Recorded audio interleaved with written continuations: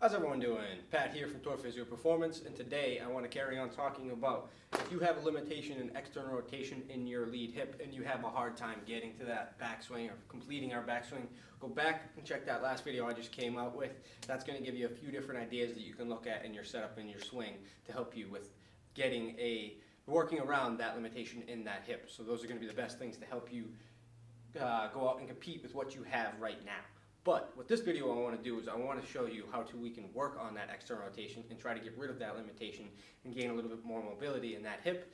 And then I want to show you a drill to help reinforce what the swing is going to feel like once we have a little more freedom of mobility in that lead hip. So first exercise that I wanted to go to is my favorite position for working on our hip rotation is always going to be going down into the 90-90.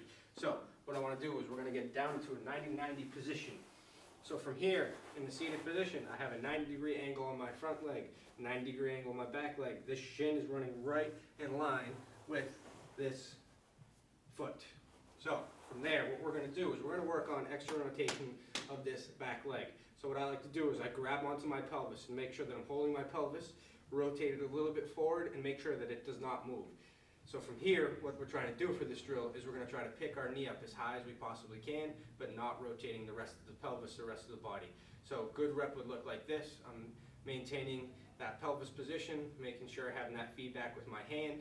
What a bad rep would look like is you're going to get a lot more height out of it, and you're going to start to rotate the whole pelvis. We're not going to get as much out of that actual hip socket.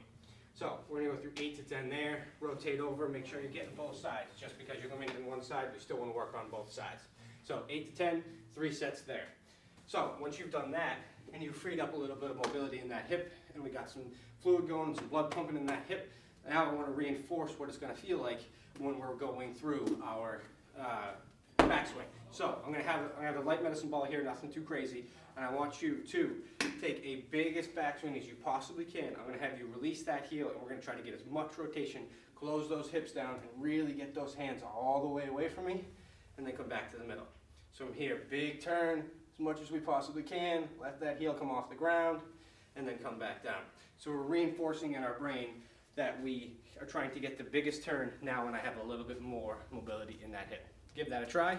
Any questions, as always, leave a comment. Glad to give you a hand.